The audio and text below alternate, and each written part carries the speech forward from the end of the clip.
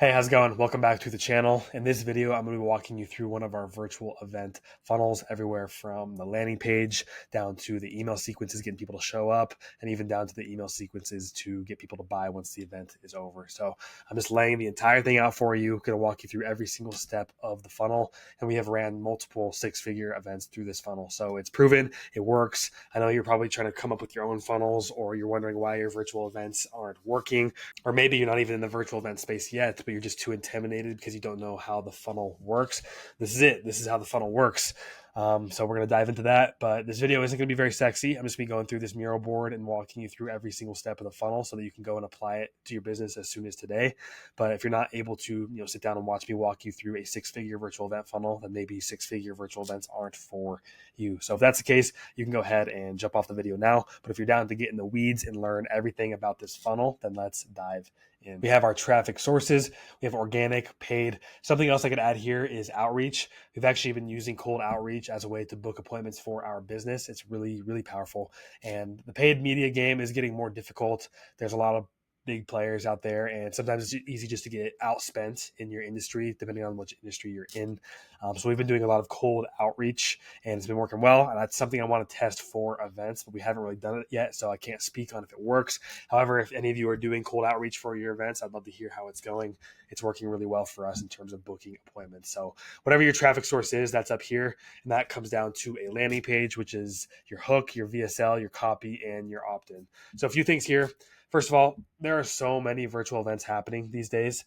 If you have no idea what you want your landing page to look like, just go and search up a few virtual events that you know are happening. Specifically, if they're happening in your niche, that'd be even better. And just go see what they're doing, and then funnel hack. Do what Russell Brunson has been preaching for 10 to 15 years. Just funnel hack those funnels, and once you have a good idea of what you want yours to look like, start building it out, and then that's something that you can iterate and test as you run more traffic through this funnel. So that'll be your landing page. For the opt-in, it really depends on if you're doing a free event, a paid event, or a hybrid event. This exact funnel is actually for a hybrid event. We did a free GA ticket with a VIP upsell. That was this exact funnel. However, this would work if you're doing a free event, even if you're not doing a VIP upsell. And this would also work if you're doing a paid GA with a VIP upsell as well. So this funnel works for all three of those event types, but the one that we've used and ran through this the most has been a free GA with a paid VIP upsell. So once they opt in here and they get their GA ticket, it bumps them to a VIP upsell. This is another landing page. You have your hook, you have your VSL, you have your copy, and depending on if they take the upsell or not, it shoots them over to a VIP confirmation or a GA confirmation. And on these pages, all you have is event information, next steps. We like to have a way to add the event to the calendar. There's a few softwares you can use where it does this automatically once they register for the event, but you can also have an option ingrained into the landing page or the confirmation page where they can click on it and add it to the calendar as well. Because that's the thing with virtual events is you want to hit them as many times as possible and let them know when the event is and remind them as much as possible. Because unlike a in-person event where they're actually going to be at the event and they have traveled somewhere to come and attend your event and they're going to be very aware of when the event is, they're most likely going to be attending this event integrated with their normal life. They're going to be at home, driving, at work, at lunch, whatever it is. So you want to hit them as many times as possible and let them know when the event is and remind them to actually show up. On top of these landing pages, we also have confirmation emails that go out to both the VIP ticket holders and the GA ticket holders. And it's a lot of the same information. You have important information. You have next steps, add event to calendar, join the community. And you can see right here, we have join community. I'll talk about this more in a second, but this event was ran with a community. It was built around a community. That's something that you don't have to do. I like to do it. I like to build events around a community because it's a great way to deliver value to your attendees before the event even starts. And it's a good way to communicate with your attendees as well. If you're doing email and SMS, you can also do community outreach to make sure people are showing up. I like to build events around communities, but it's definitely not something you have to do. And I actually have another option over here, this optional yellow box. So if you don't have a community, you can push event leads to book a call with your team to upsell prior to the event. And this works really well if you have incentives for them on the event for being a member of your high ticket program. It could be VIP calls. It could be post-event networking. It could be merchandise, whatever it is. If you have some exclusive incentives for people that are in your high ticket program, that could be a really good piece of leverage to convert people into that program before the event even starts. However, I wouldn't recommend doing this if you also have a community as well. just because it might be confusing. You're trying to push people to your community, but you're also trying to push people to book a call. You don't want too many directions and paths for them to take. So I would say my piece of advice would be either pick a community or pick a option to book a call with your team after they confirm their tickets. And it's fine if you don't have this. Of course, you're going to be selling them on the event as well. But we've seen with a lot of our event funnels that they're extremely profitable because of how many people we sell into high ticket programs before the event even starts. They're warm. They're super hot. They just bought a ticket. They just gave you money and they're in that buying mindset. So it's a good time to get them. However, people that would buy before the event are very likely to buy at the event as well. So you're not going to miss out on, all your sales if you don't have this option in place. So just something for you to play around with. Then moving on to the community. So like I said, we have built some of our events around communities. This exact event was built around a community, and we use Discord actually as a way to host the community and a way to communicate with the attendees and also provide them with value and material before the event was starting. You can also use School, you can use Kajabi, you can use Slack, whatever it is. It's a great way, like I said, to deliver value to attendees prior to the event, and also a great way to communicate with them and put them all in one place and get them to meet each other and all the other benefits of a community. So that's a good option. You can also just take this away. You don't have to build it around a community, but I do think it's pretty cool. A good value add for your attendees. All right, now moving on to the pre-event emails. As you can see, we have a lot of emails going out before the event starts, and this is for the goal of getting people to actually show up to the event. So 3 days before the event, we have one teaser email going out. 2 days before the event, we have another teaser email going out, and then 1 day before the event, we have the third teaser email going out. And like I said, this is just getting people familiar with your content, getting them ready to attend the event, and also just establishing those touch points so that people will actually show up to the event. Then on day one of the event, we have a 3 hours before email, we have a 1 hour before email, and we have a 15 minutes before email. So this is the day of the event. You really want to be increasing the amount of touch points you're having with your attendees because you want them to show up to the event. And as I said before, they're going to be in their everyday life. It's very unlikely that somebody is going to take their day off of work or put themselves in an environment where they're fully immersed in your event. It's possible, if somebody's self-employed, if they're an entrepreneur or maybe even unemployed, then they could be fully immersed in your event. But most people are going to be taking a little bit of time out of their day and trying to fit this in any way possible. So you really want to increase the touch points on the day of the event just to get people to show up. Now we are at day one of the event, and day one should be focused around content, community, building trust with your audience and getting your audience to trust you. You should be doing some objection handling and also just having your audience be like, yes, I made the right decision to be here. They're taking time out of their day to attend your event, and you want them to immediately see the benefits of attending your event and be happy and content with their decisions. So what exactly do I mean by objection handling? I'm going to make a separate video on this in the future, but you're going to be using the content that you're teaching to handle objections of your attendees. When we're working with our clients, we love to engineer the offer into the content so that you're handling objections about the offer before the objections even come up in the attendee. So keep an eye out for future videos. It's really cool stuff, but just know that you should be using your content as a way to objection handle, just because you don't really get to do one-on-one objection handling when you're at an event. Most of the objection handling that you're going to be doing is one-to-many, so you need to do that with your content. Then we have a recap email. This will be a summary. This will be linked to recording, which is optional. Some people say do this, some people say don't. I like to, just because the event material is going to be what gets them further down along the line of buying your program. If you are just trying to close them in the follow-ups and they haven't attended any of the days of your event, then it's going to be very unlikely that they buy. So that's why I like to send out the recordings. Some people don't like to, so I'll let you make that decision. And then you want to build hype for tomorrow. They showed up for day one, and you want them to get excited for tomorrow. And then something else I want to add here too is you want to do a little recap of homework.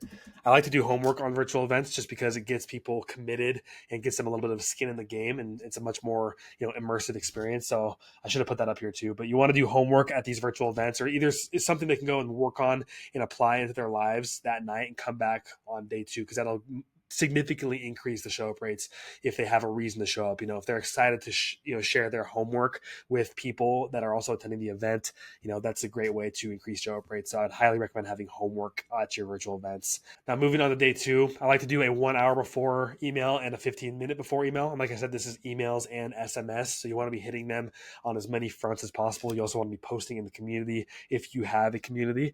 This will increase your show up rates. And then on day two, the gap is on full display. Now, what do I mean by the gap? This is something else I'm going to be making a video on in the future. However, when you are selling in general, but especially when you're selling at events, a gap is being displayed of where your attendee currently is and where they want to be.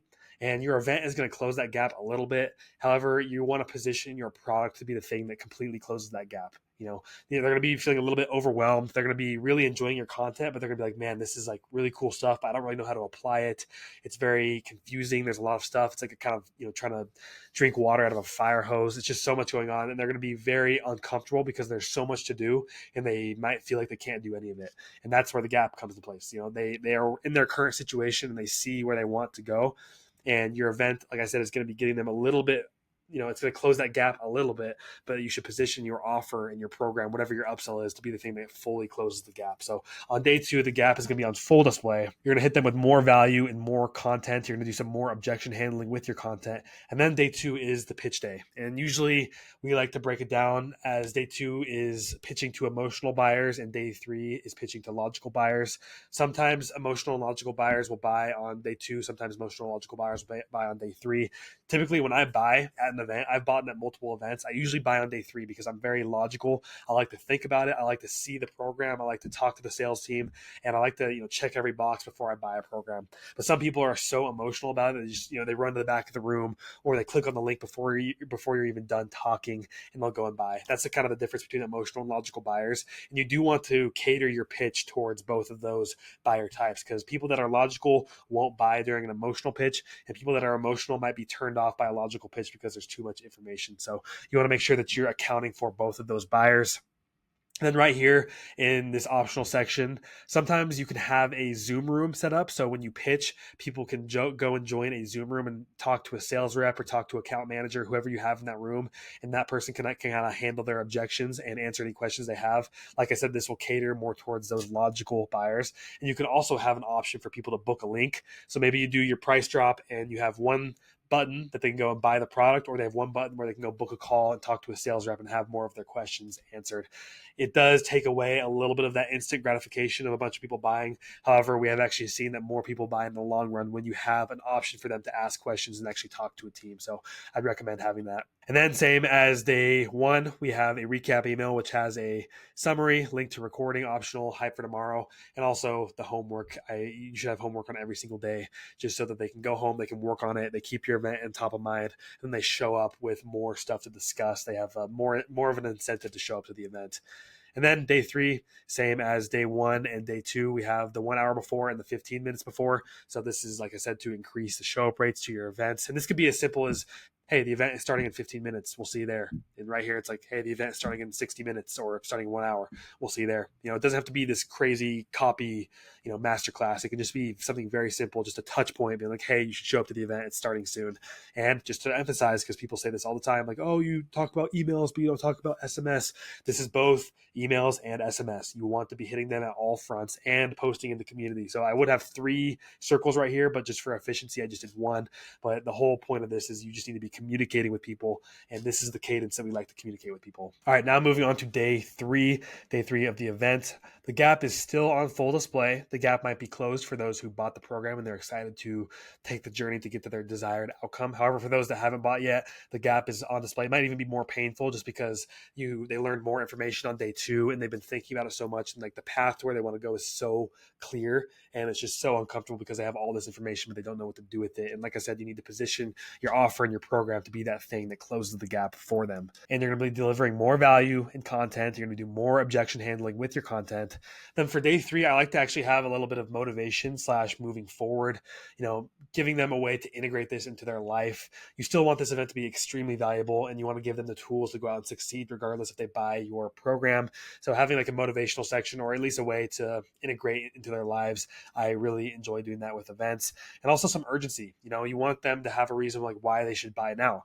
A few different ways you can engineer urgency into these events is you have a cutoff date. So maybe your event is Tuesday, Wednesday, Thursday. That's the cadence that we usually like to do. And then Friday, Saturday, Sunday, you have your follow-ups. And on Sunday at midnight, the deal is over. They can't buy anymore. And you want this to be real urgency. You don't want to fake it. You see some people where they run a webinar and they have this urgency and they have the follow-up sequences. Then you can join the same webinar the next week and have the same urgency and scarcity. It's people can sniff out fake urgency these days. So you want it to be real. And something else that you can do is have have some sort of post-event meetup with new joiners in the program. It could be a virtual lunch. It could be a VIP Q&A, whatever it is. People that buy the program have a chance to go and hop on and get some quick wins. That's another way to engineer urgency into the buying process. And like I was saying, you want to cater your day 3 pitch towards logical buyers. A great way to do this is just simply walk through the program and show them exactly what it looks like inside. Go through the modules and be like, this is what you're getting. This is how this solved this problem. This is how this solved that problem. You can go through some testimonials, show them a lot of people that your product has worked for and a lot of people that have had a positive experience with your program. Or if you have a risk reversal or a guarantee, you can lean into that. If you have a money back guarantee, if the product doesn't work, they get their money back. You can just really hone in on that. Be like, hey, if you buy this program today and it doesn't work for you, I'll give you a refund, or like whatever your guarantee is. Just make sure that you cater this pitch to the people that are logical, make it make sense in their brain. And then over here, the same thing, the optional. You can have a Zoom room open, or you can have an option for them to book a call to talk to sales teams. I really recommend having this as an option, just because some people like to talk to people and have questions answered. And because you're at a virtual event, they're not immersed in the environment of the event. That's why in-person events are so powerful. It's because you're actually like transforming the individual, and there's so much emotional anchoring happening at an in-person event that the emotional state is completely different. However, in a virtual event, these people are going to be in their car. They're going to be at their home. They're not actually immersed in your environment. So the buying behavior is a little different. And that's why I like to have an option for them to go book a call or join a Zoom room to have a Q&A, have their objections handled, all that good stuff. Then day 3, just like we did with day 1 and day 2, a recap email summary, link to recording, optional. You can do this if you want. Some people would say never do it. I think it's a good idea. You can decide on that. And then no more hype for tomorrow because the event is over. And what you can do is you can actually have some homework as well. Just maybe something centered around integration. Maybe have them do something where they go and write down 3 things they're going to go and apply to their business tomorrow, whatever it is. Just have some sort of homework for them to close the experience and get ready for the next day so that they can actually start implementing the stuff they learned from your event. Now let's dive into the follow-up sequences. So you can see right here, 1 day after, we have follow-up email 1. Now, I was going to get into the copy and like what you should include in these follow-up emails. However, it's so different depending on which market you're in. The copy, the messaging, what you're talking about is so completely different that I'm just giving you the strategy here, and I'm sure that you're familiar with who your attendee is and what works for your attendees. So the strategy is the most important part. The copy, you're already a master of speaking to your own attendees, so I'm going to let you decide there. However, 1 day after the event, we like to have 1 email go out, 1 follow-up email. Day 2 is another follow-up email. Day 3, this should say 3 days after. But 3 days after the event, we have another follow-up email that goes out 8 hours before the close, and then another one that goes out 3 hours before the close, and 1 more that goes out as a last chance email. So in the entire follow-up sequence, we have 1, 2, 3, 4, 5 emails over 3 days. So you don't want to hound them, 15, 20 emails, one that's just going to kill your deliverability. And also with 5 emails, people are going to get the point. And hopefully at this point, in these 1, 2, 3, they're booking calls, they're, reaching out to you if they have any questions. And then these last few emails are just to kind of put the scarcity and urgency on display, get people over the finish line who are, very logical and like thinking about it deeply. But we've seen 5 emails in the follow-up sequence over 3 days be a really good amount that doesn't damage your reputation and your deliverability, and also gets the point across. So that's the entire funnel. This is a 3-day virtual event, as you can see. Like I said, this can work for people that are doing a hybrid event. It could be a free GA with a paid VIP upsell. It could be a paid GA with a VIP upsell, or it could just be free. I've never done just free. I like to always have some sort of VIP upsell in place just to get some buying behavior going and create some exclusivity and some urgency. Everyone likes that. But this virtual event funnel has been extremely powerful for us. And I think it'll work magic for your business as well. So I hope this was helpful. If you have any questions about the specific funnel or any other questions related to events, drop them down below. And if you could, hit a subscribe button, like this video, drop a comment. This helps it get out to more people. As you can see, we're a pretty small channel, but we have some really powerful content. I think it can change some lives. So if you can help me out, subscribe, help me get this out to more people, I'd really appreciate that. And that's everything. I'll see you in the next video.